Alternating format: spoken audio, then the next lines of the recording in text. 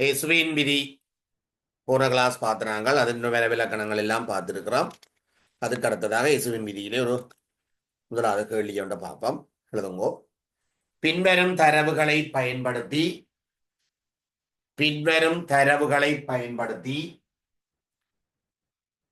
2 carbon solid H2 gas arrow mark C2 H2 gas எனும் தாக்கத்தின்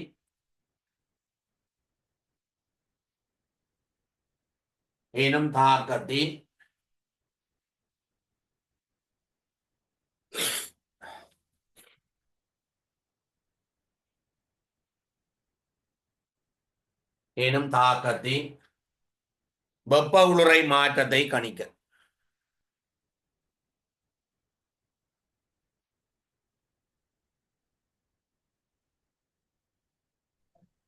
எனும் தாக்கத்தின் வெப்ப உளுரை மாற்றத்தை கணிக்க பின்வரும் தரவுகளை பயன்படுத்தி 2 carbon solid H2 gas C2 H2 gas எனும் தாக்கத்தின் வெப்ப உளுரை மாற்றத்தை கணிக்க. என்னென்ன தரவுகள் தெரியும் என்றால் C2 H2 gas சக 5 O2 gas 2 CO2 gas சக H2O liquid. Delta is standard 1 சமன் -1300 kilojoule mole -1.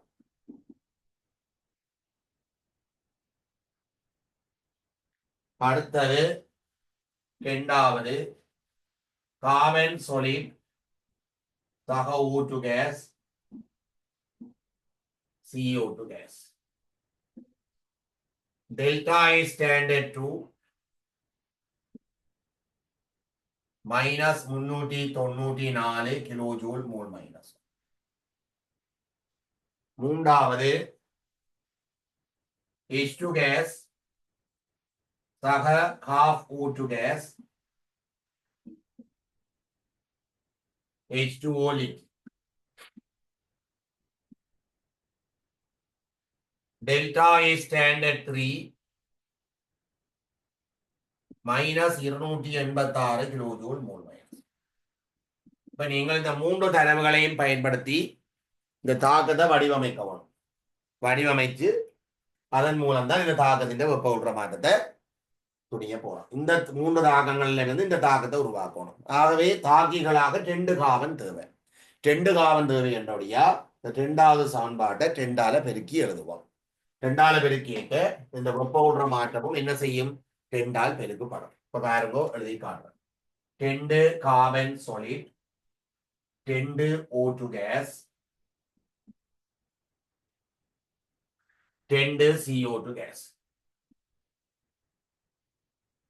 Delta is standard அது தேவையில்லை 2 தர -394 கிலோஜூல் மூல் -1. எழுதிங்களோ?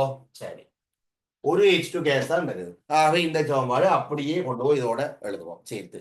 என்னோட தாக்கியல் ஒரு H2 தானே இருக்கு. அப்ப H2 கேஸ் சக half O2 gas aroma H2O liquid. இதை விளையாண்டா -286 கிலோஜூல் மூல் -1. இவ்வளவு நிறையாச்சு. விளைவில C2H2 இருக்கு. ஆகவே இந்த சமன்பாடு என்ன பண்ணா விளைவிலான C2H2 இருக்கு. இங்க என்ன இருக்கு? தாக்கியா தான் C2H2 இருக்கு. இப்ப இந்த சமன்பாட்டை ரிவர்ஸ் எழுதுவோம். ரிவர்ஸ்ல எழுதுவோம். அதான் இதை தாக்கிகளா போட்டு இதை விளைவா போட்டு எழுதுவோம். அப்ப என்ன வேணும்டா 2 CO2 gas 2 CO2 gas சக H2O liquid C2H2 gas சக 5 O2 gas 5 O2 gas. அதை விளையாண்டா ரிவர்ஸ் எழுதிக்க. ஒரு தாக்கம் ரிவர்ஸ்ல அமைஞ்சா எப்படி வரும் என்று படிச்ச நாங்கள் இந்த வெப்ப உற்ற மாற்றத்தின் புரி நேரா வரும். சக 1300 கிலோ ஜூல் மோல் மைனஸ். இப்ப என்ன போறோம், இந்த மூன்று தாக்கத்தையும் கூட்டுவோம். கூட்டினா என்ன நடக்கும்டா,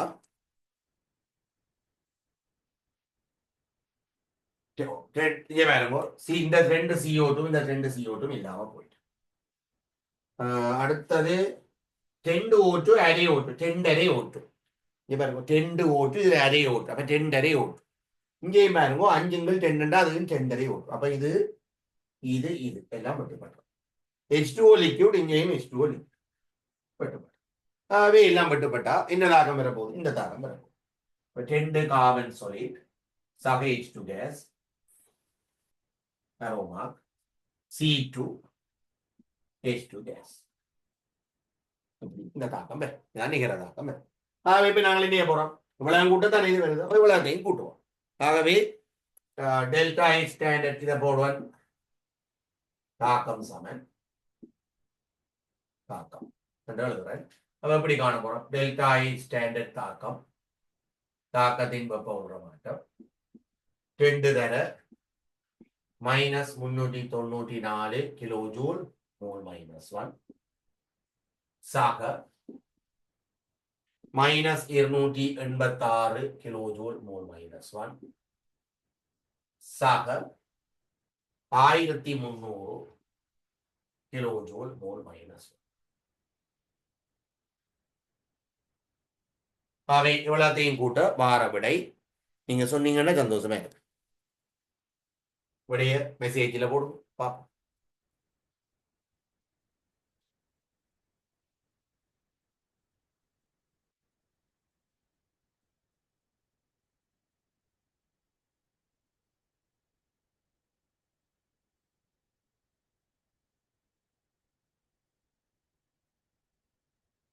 ஏப்ரியல் வெரி குட்.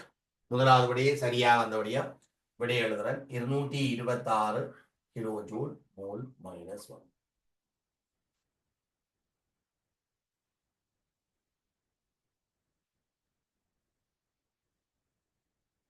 எப்படி கேள்வி பாஸ் பேப்பர் MCQ செய்து விடுவேன். சரிதானே, நிறைய செய்வோம்.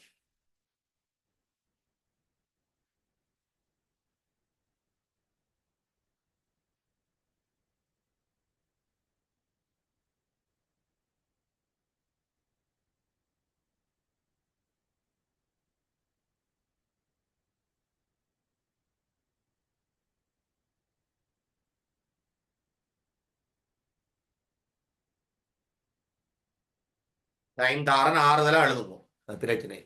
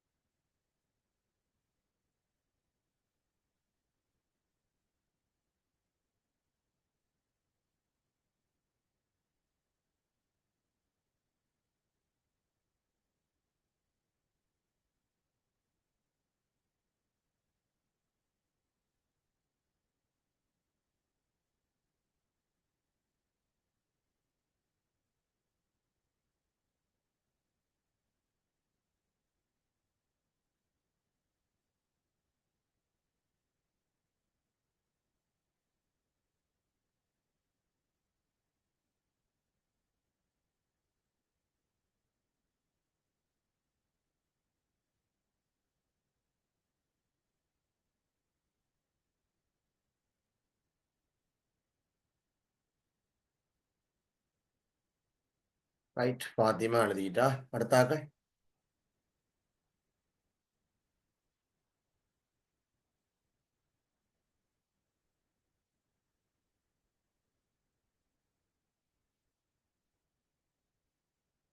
சரி, ஓகே.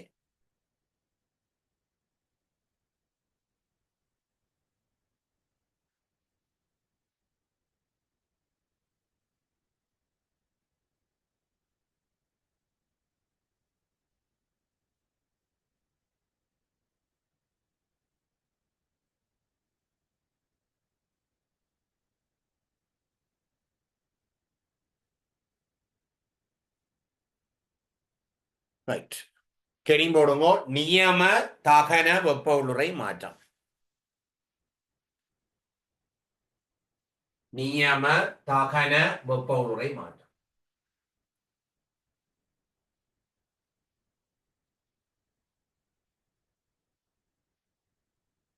நியம தகன வெப்ப உள்ளுறை மாற்றம்.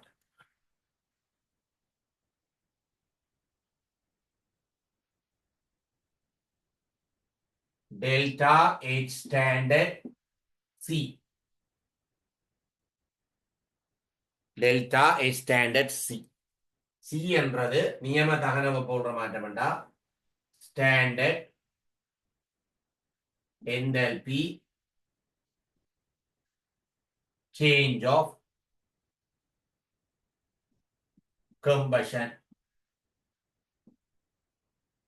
Standard enthalpy change of combustion என்று போடும். நியம தகன வெப்ப உள்ளுறை மாற்றம்.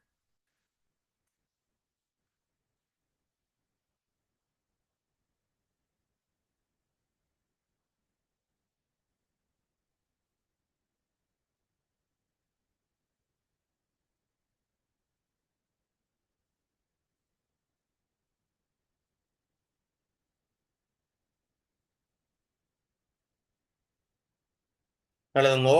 நியம நிலையில் உள்ள மூலகம் ஒன்றின் நியம நிலையில் உள்ள மூலகம் ஒன்றின் நியம நிலையில் உள்ள மூலகம் ஒன்றின் அல்லது சேர்வை ஒன்றின்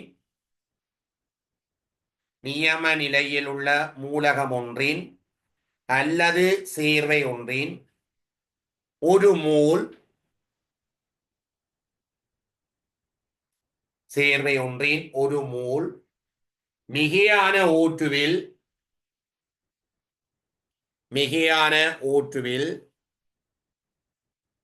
முற்றாக தகனமடைந்து ஒரு மோல் மிகையான ஊற்றுவில் முற்றாக தகனமடைந்து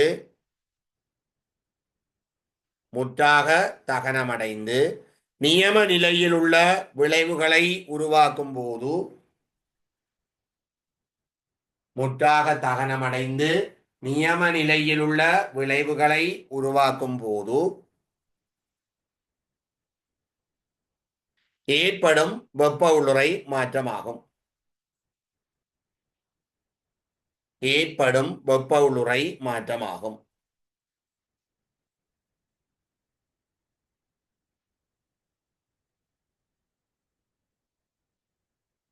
ஏற்படும் வெப்ப உள்ளுறை மாற்றமாகும். திருப்பி சொல்றேன், கவனிங்கோ. நியம நிலையில் உள்ள மூலகம் ஒன்றின் அல்லது சேர்வை ஒன்றின் ஒரு மோல் மிகையான ஊற்றுவில் முற்றாக தகனமடைந்து நியம நிலையில் உள்ள விளைவுகளை உருவாக்கும் போது ஏற்படும் வெப்ப உள்ளுறை மாற்றமாகும். உருவாக்கும் போது ஏற்படும் வெப்ப உள்ளுறை மாற்றமாகும்.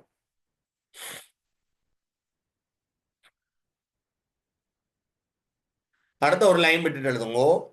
பதார்த்தங்களின் நியம தகன வெப்ப உள்ளுறை மாற்றம். பதார்த்தங்களின் நியம தகன வெப்ப உள்ளுறை மாற்றம்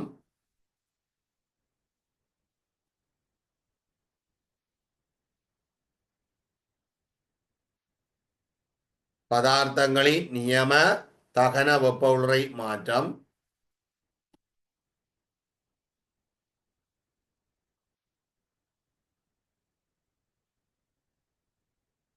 நியம தகன வெப்ப உள்ளுறை மாற்றம்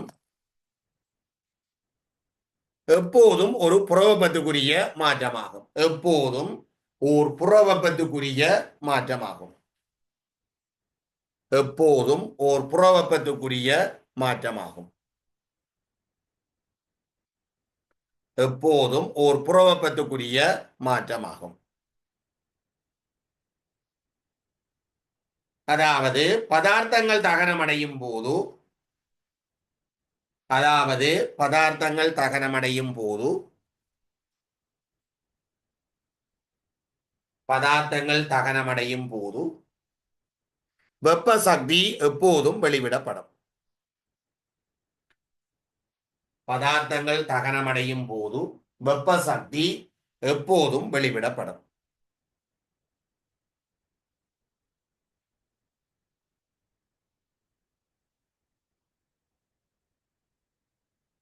மற்றொரு தகனம் தாக்கத்தால என்ன விளைவு வருமென்றா, பொதுவாக காபனையும் ஐதரசனையும் கொண்ட சேர்வைகளை நீங்கள் தகனிச்சீங்களா, தகன தாக்கத்தின் போது உருவார விளைவுகள் பிள்ளைகள் பார்த்தீங்கன்னா CO2 வாயு வரும், அடுத்தது H2O வரும், நீர் வரும். இதுல வார நீர் வந்து இப்ப தகனம்ண்டா நிறைய பேர் நீங்கள் யோசிப்பீங்கள் நீராவிதான வெறுமண்டு. ஆனால் எங்களுக்கு வரைவிலக்கணம் என்ன சொல்லுதண்டா, நியம நிலையில் உள்ள மூலகம் ஒன்றின் அல்லது சேர்வை ஒன்றின் ஒரு மூல் மிகையான ஊற்றுவில் முற்றாக தகனமடைந்து, அங்கதான் முக்கியமான விஷயம் என்று சொல்லிக்கிறேன் பாருங்கோ, நியம நிலையில் உள்ள விளைவுகளை உருவாக்கும் போது. இப்ப விளைவு நியம நிலையில இருக்கும். அப்ப நீர் நின்று நியம நிலையில என்னவா இருக்கும், திரவமாக இருக்கும். அதனால தகன தாக்கங்களை எழுதும் பொழுதோ H2O பௌதிக நிலை கட்டாயம் திரவமாக இருக்கப்படும். இப்ப நீங்க வாயு போடக்கூடாது. அப்ப எழுதுங்கோ, தகன தாக்கங்களின் போது உருவாகும் நீரானது தகன தாக்கங்களின் போது உருவாகும் நீரானது திரவ நிலையில் காணப்படும். தகன தாக்கங்களின் போது உருவாகும் நீரானது திரவ நிலையில் காணப்படும். ஏனெனில் நீரின் நியம நிலை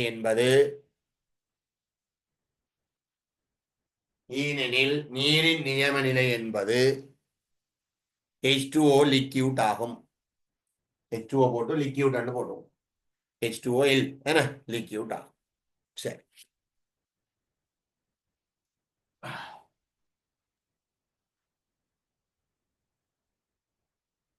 அப்ப பாருங்க, முதலாவது C6H12O6 solidin delta H standard C. குளுக்கோஸின் நியம தகன வெப்ப உளுரை மாற்றம். ஒரு மோல் குளுக்கோஸை தகனிக்க போறோம். C6H12O6 solid தக O2 கேஸ் தகனிச்சா, அதுல மைக் ஆன் பண்ணி வச்சிருக்கிற ரெக்கார்டிங் டிஸ்டர்ப் ஆகும்.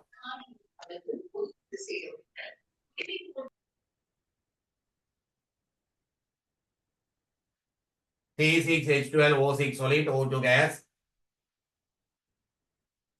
தகனிச்சா வார விளைவு என்ன விளைவு வர போகுதுன்னா, இதுதான் ஒரு மூலத்தான் தகனிக்க போறோம். அப்ப அதுக்கு என்ன மாதிரி இங்க பேலன்ஸ் பண்ணணும். 6 கார்பன் இருக்கிறபடியா 6 CO2 கேஸ் வரும்.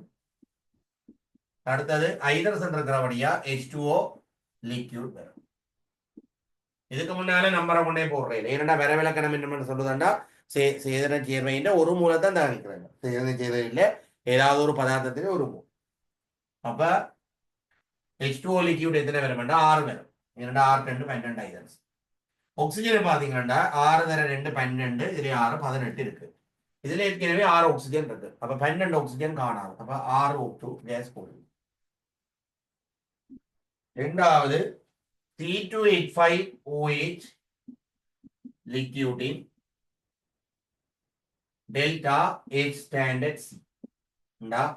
எதனோலின் நியம தகர வெப்ப மாற்றம். ஒரு மோல் எதனோல தகனிக்க போறோம். C2H5OH லிக்யூட் சக O2 கேஸ் தகனிச்சா என்ன வரும்? 2 கார்பன் இருக்கு, 2 CO2 கேஸ், 6 ஹைட்ரஜன் இருக்கு, 3 H2O லிக்யூட். ஆக்சிஜனை கூட்டிங்கன்னா 4 3 7. இதுல ஒரு ஆக்சிஜன் இருக்கு. அப்ப 6 ஆக்சிஜன் தேவை. அப்ப 3 O2 கேஸ். மூன்றாவது மெதனால் லிக்யூடின் delta H standard C. Methanol liquid சக O2 கேஸ்,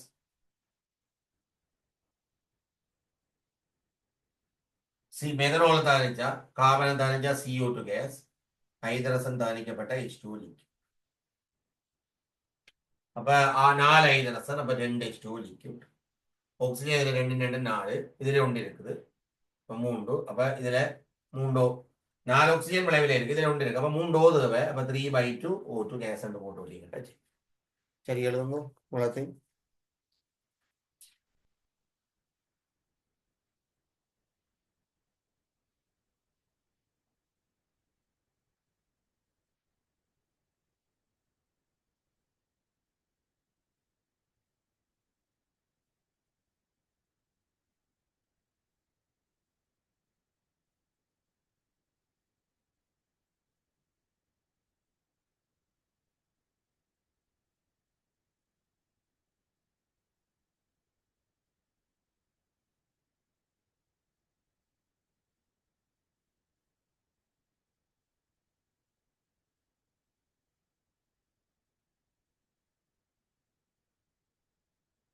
எழுதிட்டா சொல்லுங்க பிள்ளைகளா எழுதிட்டா நீங்க கையெழுத்தினா சரி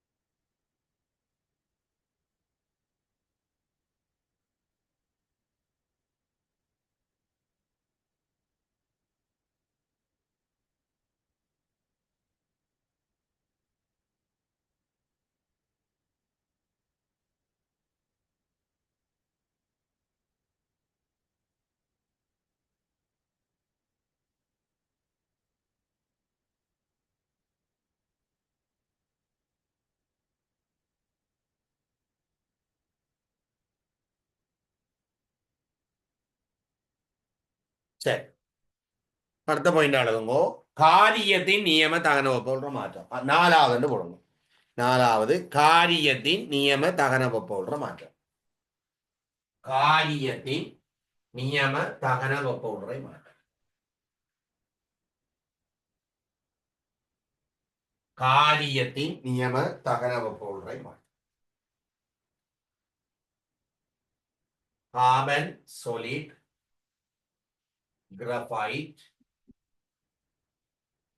சக O2 கேஸ் தகனிச்சோம்னா CO2 கேஸ் இந்த தாக்கம் நாங்கள் ஏற்கனவே எங்கேயோ ஒரு இடத்துல எழுதின மாதிரி இருக்கு யாராவது சொல்லுங்க எங்க எழுதிட்டீங்க இந்த தாக்கம் வேறு ஒரு டெபினிஷனுக்கு எழுதிட்டீங்க எங்க CO2 நியம தோன்றல் எதுண்ടെ നിയമ തോன்றൽ CO2 ഗ്യാസ് CO2 ഗ്യാസിന്റെ നിയമ തോണ്ടൽ വെപ്പമുള്ള മാറ്റത്തിൽ കളിതാണ് അപ്പൊ കാര്യത്തിന്റെ നിയമ തകന വെപ്പമുള്ള മാറ്റം CO2വിൻ നിയമ തോണ്ടൽ വെപ്പമുള്ള മാറ്റത്തിൽ ചമം അപ്പൊ കിളി എഴുതുമ്പോ കാര്യത്തിൻ നിയമ തകന വെപ്പമുള്ള മാറ്റം കാര്യത്തിൻ നിയമ തകന വെപ്പമുള്ള മാറ്റം കാര്യത്തിൻ നിയമ തകന വെപ്പമുള്ള മാറ്റം CO2 ഗ്യാസിൻ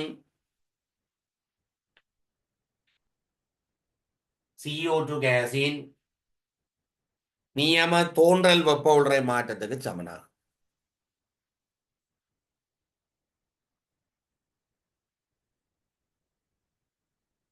நியம தோன்றல் வெப்பமுறை மாற்றத்துக்கு சமனாகும்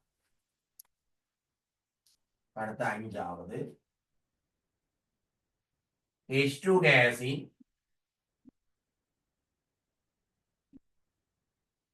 நியம தகன வெப்பமுறை மாற்றம்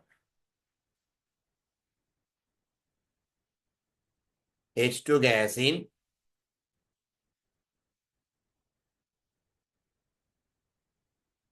நியம தகன வெப்பமுறை மாற்றம் H2 கேஸை தகனிக்க போறோம் H2 கேஸ் சக O2 கேஸ் தகனிச்சிங்கன்னா என்ன வருமெண்டா H2O லிக்விட் H2 கேஸை தான் தகனிக்க போறோம் கட்டாயம் ഇതിന്റെ மூல் ஒரு மூலா இருக்கணும் அதுக்கு ஏற்ற மாதிரி இங்கான சமப்படுத்துவோம் அப்ப ஆக்சிஜன் இதுல 1 இருக்கிறபடியா half போட்டாச்சு இது என்னதுக்கு சமனாக இருக்கும்டா H2O லிக்யூட்டின் நியம தோன்றல் வெப்ப உள்ள மாற்றத்துக்கு சமன். ஸோ இந்த தாக்கத்தை எழுதுங்கோ.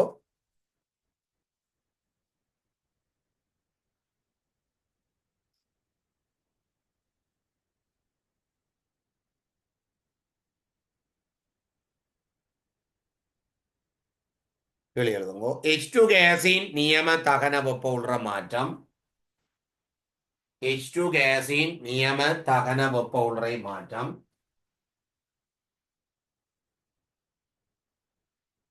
நியம தகன வெப்ப உள்ள மாற்றம் H2O லிக்யூட்டின் H2O லிக்யூட்டின் நியம தோன்றல் வெப்ப உள்ள மாற்றத்துக்கு சமனாகும். H2O லிக்யூட்டின் நியம தோன்றல் வெப்ப உள்ள மாற்றத்துக்கு சமனாகும். H2O லிக்யூட்டின் நியம தோன்றல் வெப்ப உள்ள மாற்றத்துக்கு சமனாகும்.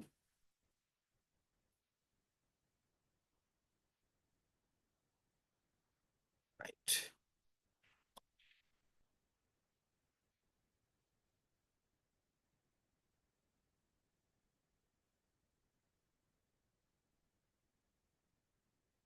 ரைட்.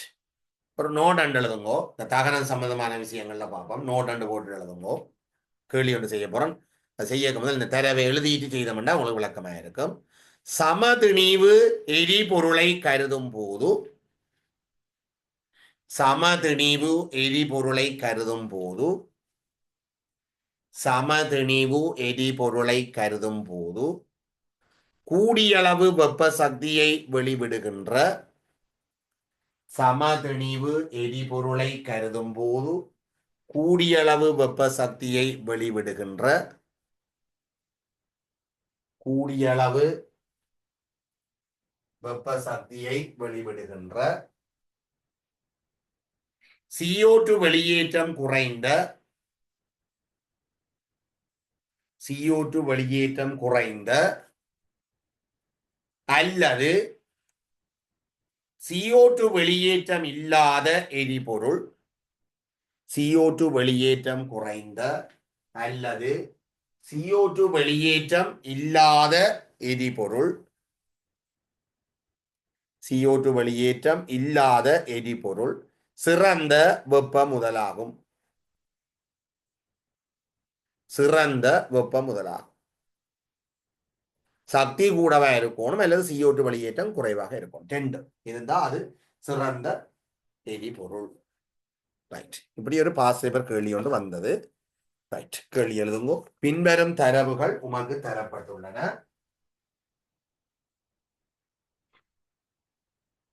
பின்வரும் தரவுகள் உமக்கு தரப்பட்டுள்ளன. வெப்ப முதல் சார் மூலக்கூற்று திணிவு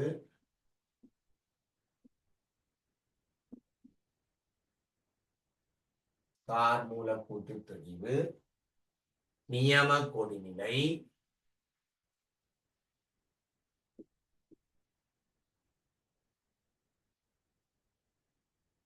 டெல்டா H ஸ்டாண்டர்ட் C நியம தகன வெப்ப மாற்றம் புறப்பேன் C3H8 கேஸ் ஒக்டேன்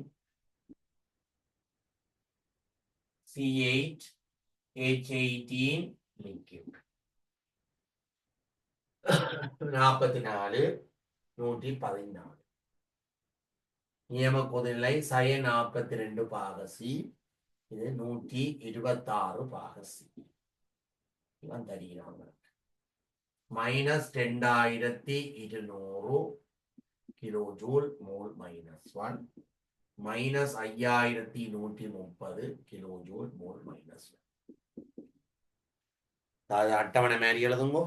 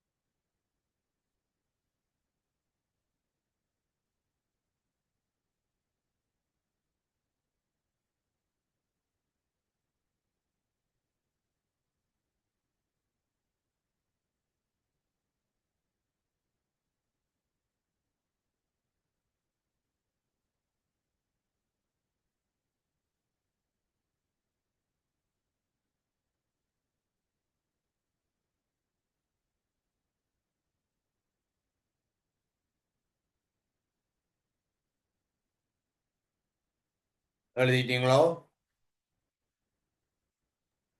ஓ சார். ரைட். நியம நிபந்தனைகளின் கீழ்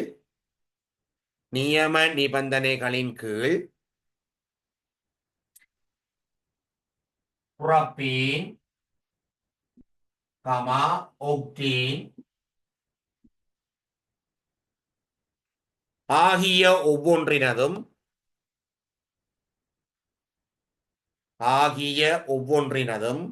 1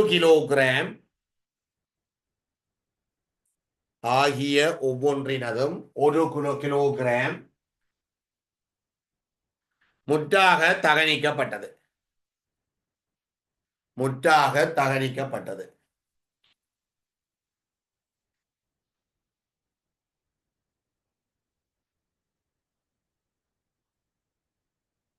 அவை ஒவ்வொன்றிற்கும்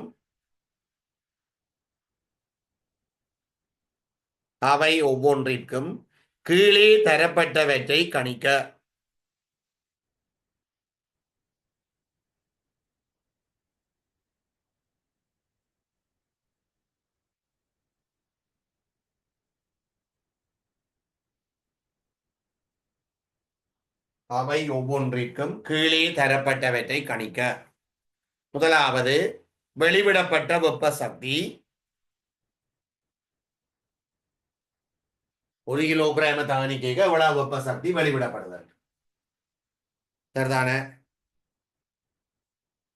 இரண்டாவது, உருவான CO2வின் திணிவு.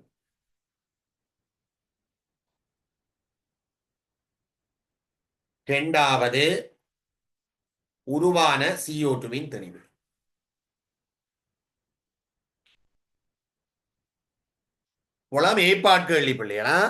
நியம நிபந்தனைகளின் கீழ் புரோப்பீன் புரோப்பீன் ஒக்டீன் ஆகிய நீங்கள் அதை ஏற்பாட்டா. அடுத்த பி பாட் கேள்விக்கு போங்கோ.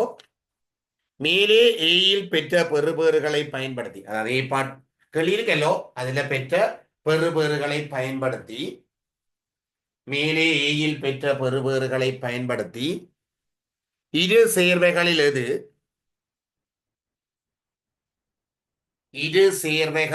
எது வெப்ப முதலாக பயன்படுத்துவதற்கு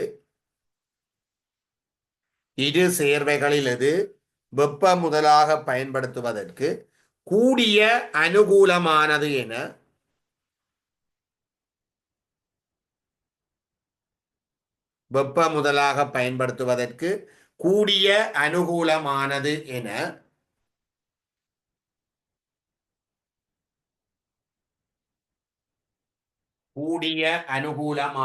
என காரணங்கள் தந்து உய்த்தறிக.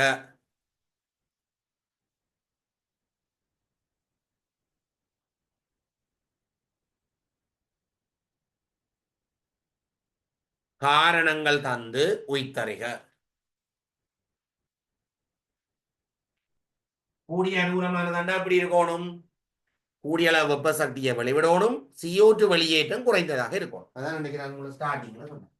அப்ப இப்ப என்ன பார்க்க போறோம்? புரோப்பீன் ஒக்டீன் ரெண்டையும் தகனிக்க வெளிவர்ற வெப்பத்தின் அளவையும் 1 கிலோகிராம் தகனிக்க வெளிவருகின்ற வெப்பத்தின் அளவையும் CO2 திணிவையும் கணிக்க போறோம்.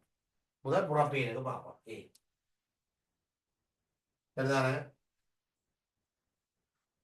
C3H8 கேஸ் சமப்படுத்தின வழியை எழுதுறேன். உங்களுக்கு சமப்படுத்த தெரியும் தானே? 5 O2 case, 3 CO2 case, 4 H2O liquid. சரிதானே? இதுதான் புரோப்பீன்.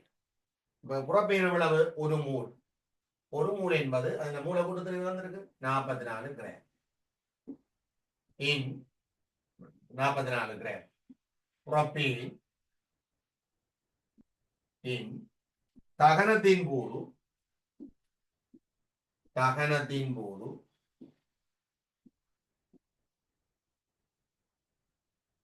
வெளிவிடப்படும் வெப்பம்.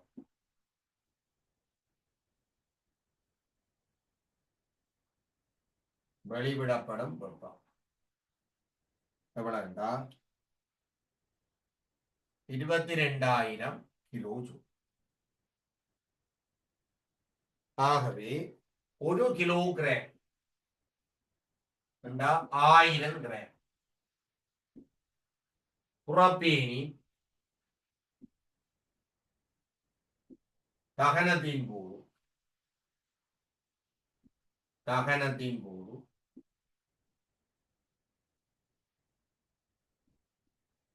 വെളിവിടപ്പെടും വെപ്പം.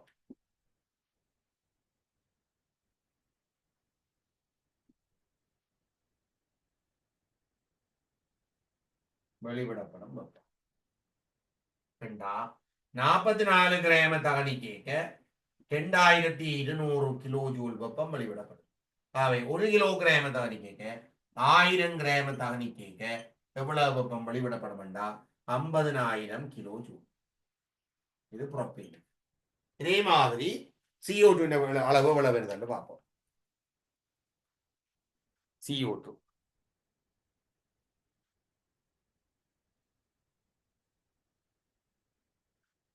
எழுதுறேன். ஒரு மோல் பிராக்கெட்டுக்கு 44 கிராம் புரோப்பேனி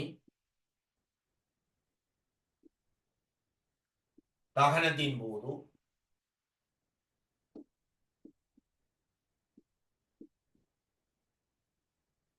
வெளிவிடப்படும் CO2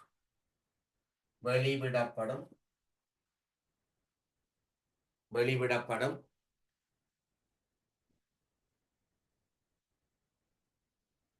CO2வின் திணிவு. CO2வின் திணிவு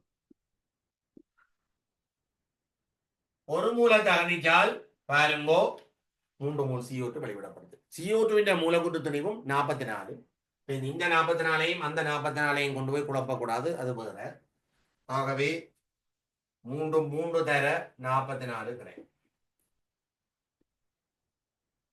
ஆகவே 1 கிலோகிராம் என்பது 1000 கிராம். புரோப்பீன் இன் தகனத்தின் போது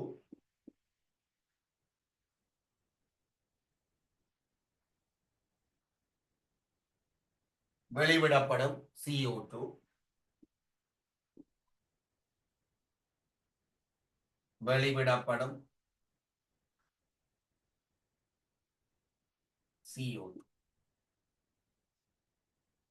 3 தர 44 கிராம் இங்கு 44 கிராம் தர 1000 கிராம். என்னடா புரோப்பேன் எவ்வளவு 44 கிராம் தகனி கேட்க 3 தர 44 கிராம் வருதுண்டா 1000 கிராம் தகனி கேட்க எவ்வளவு வரும் 3000 கிராம். அது சமன் 3 கிலோகிராம். இதை முதல் எழுதி போட்டு கையெழுத்துங்கோ. அடுத்த இதுக்கு போவோம். உங்க வாரம் கொஞ்சம் வீடியோ வெட்டுப்படுது. சரி, ஓகே, ரைட். அதே மாதிரி எழுதி போட்டு சொல்லுங்க. ஓகே, எழுதும்.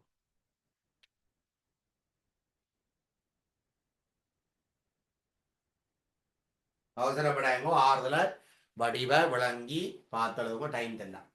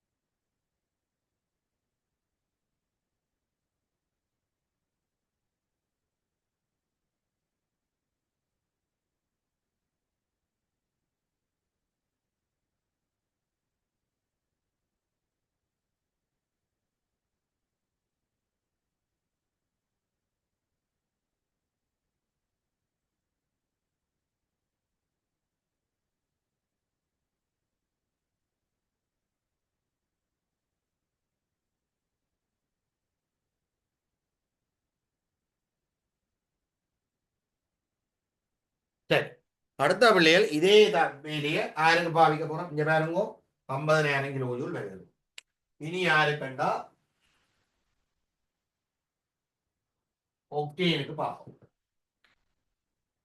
ஒக்டேன்ன்றது இதே மாத்த போறோம்னா C8 H18 league 25 O2 case தகனிச்சா 8 CO2 கேஸும் 9 H2O லிக்விடும் வரும். ஒரு மோல் இந்த ஒக்டேன், ஒரு மோல் ஒக்டேன்ன்றது 114 கிராம். ஒக்டேனின் தகனத்தின் போது வெளிவிடப்படும் வெப்பம் 5130. வெளிவிடப்படும் வெப்பம் குறியீடு போட தேவையில்லை. 5130 கிலோ. ஆக 1 கிலோகிராம் ஒக்டேனின் தகனத்தின் போது வெளிவிடப்படும் வெப்பம் 114 கிராம் தகனிக்க 5130 கிலோ ஜூல் அண்டா 1000 கிராம் தகனிக்க 45,000 கிலோ ஜூல் சக்தி வெளிவிடப்படும். சரிதான பிள்ளைகள்? அதே மாதிரி ஒரு மோல் 114 கிராம் ஒக்டேன், புரோபேனுக்கு பதிலாக இதுல ஒக்டேன் வரப்போதும். ஒக்டேனின் தானே போதும் வெளிவிடப்படும் CO2 தெளிவு 8 தர 44 கிராம். ஏன்னா 8 மூல், ஒரு மூல தானிக்க 8 மூல் வரும் 44 கிராம். ஆகவே 1 கிலோகிராம் ஒக்டேனின் தானத்தின் போது வெளிவிடப்படும் CO2 தெளிவு 114 தானிக்க 8 தர 44 அண்டா இதை தானிக்க எவ்வளவு வருதுண்டா 3087 கிராம் வருது. 87 கிராம் 3087 கிராம். அப்ப பாத்தீங்க கிலோகிராம்ல பாத்தீங்கன்னா 3.087 கிலோகிராம். அப்ப இது சிறந்த எரிபொருள். இப்ப சொல்லுங்க, அப்ப இது சிறந்த எரிபொருள் புரோப்பேனா ஒக்டேனா? எது சிறந்த எரிபொருள்? அப்படியா கதைக்கவனும். புரோப்பேனா ஒக்டேனா? எது சிறந்த எரிபொருள்? புரோப்பேன். புரோப்பேன். ஏனம்மா புரோப்பேன் சிறந்த எரிபொருளா இருக்கு? சொல்லுங்க.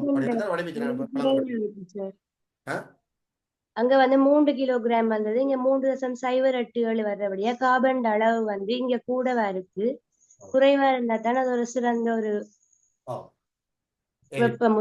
வெப்பத்தின் அளவு இதை விட அங்க கூட 1 கிலோகிராம் தானிக்க நீங்க 45,000 கிலோ ஜூல் எனர்ஜியை தான் பெறலாம். ஆனா அங்க 1 கிலோகிராம் தானிக்க 50,000 கிலோ ஜூல் எனர்ஜியை பெறலாம். இதேமே தான் சமையல் எரிவாயு கண்டு விற்கிறோம். சமையல் எரிவாயுல 2 பிராண்ட்ல வருது. ஏ என்ற ஒரு பிராண்ட், அடுத்தது பி என்ற ஒரு பிராண்ட். 2 பிராண்ட்ல வருது. ஏ என்ற பிராண்ட் வந்து புரோப்பேனை கொண்டிருக்கு, பி என்ற பிராண்ட் வந்து ஒக்டேனை கொண்டிருக்கு. அப்ப ஒரு சந்தை படத்தில் இது சிறந்ததாக லீடிங்கான இதாக வரும் என்று பார்த்தா மற்ற பிராண்ட் தான் வரும். சரிதான், ஏ என்ற பிராண்ட். ஏ என்ற பிராண்டை நீங்கள் சமையல் எரிவாயுவை பயன்படுத்துனீங்கன்னா 1 கிலோகிராம் சிலிண்டர் கேஸ் வேண்டினீங்கன்னா, அதான் 1 கிலோகிராம் சிலிண்டர் கேஸ் வேண்டினீங்கன்னா நான் 50,000 கிலோ ஜூல் எடுக்கலாம். அதே நேரம் அதை தகனிக்கிறதால சூழலுக்கு பிரச்சனை குறைவா இருக்குது. அதாவது சூழல் நேயமானது என்று சொல்லுவோம். சூழல் நேயமானது, என்விரான்மெண்டலி ஃப்ரெண்ட்லியானது. ஏன்னு சொன்னா அங்க 3 கிலோகிராம் CO2 ரிலீஸ் ஆகும். சரிதானே? ரைட். குளத்தையும் எழுதி போட்டு கையிட்டுங்க.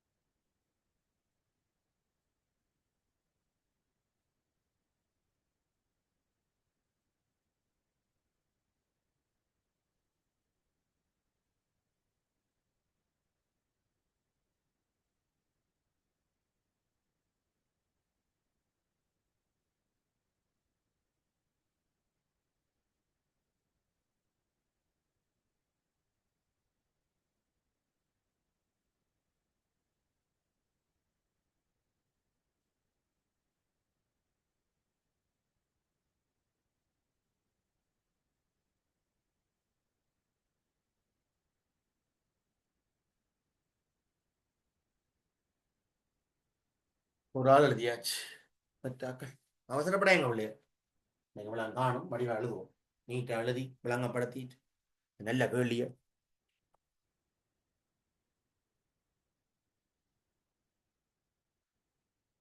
அப்ப ஆன்சர் எழுதுங்கோ. எழுதிட்டீங்களாடா? எழுதாட்டி சொல்லுங்க. டைம் தாருதா? கொஞ்சம் பொறுங்கோண்டா. ஓகே.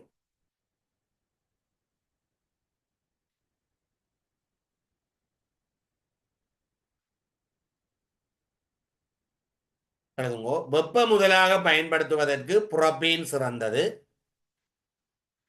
வெப்ப முதலாக பயன்படுத்துவதற்கு புரோபீன் சிறந்தது. வெப்ப முதலாக பயன்படுத்துவதற்கு புரோபீன் சிறந்தது. ஏனெனில் சமதிணிவு புரோபீன் ஒக்டேனை தகனிக்கும் போது புரோபீன் ஒக்டேனை தகனிக்கும் போது சமதிணிவு புரோபீன் ஒக்டேனை தகனிக்கும் போது புரோபீன் கூடியளவு சக்தியை வெளிவிடுகின்றது.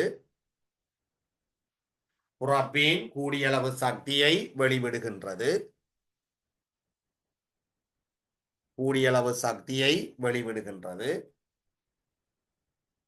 அத்துடன் தகனத்தின் போது புரோபீன் கூடியளவு சக்தியை வெளிவிடுகின்றது. அத்துடன் தகனத்தின் போது குறைந்தளவு CO2வை வெளியேற்றுகின்றது. அத்துடன் தகனத்தின் போது குறைந்தளவு CO2வை வெளியேற்றுகின்றது. அத்துடன் தகனத்தின் போது குறைந்தளவு CO2வை வெளியேற்றுகின்றது. இதனால் புரோபீன் சூழல் நேயமானது.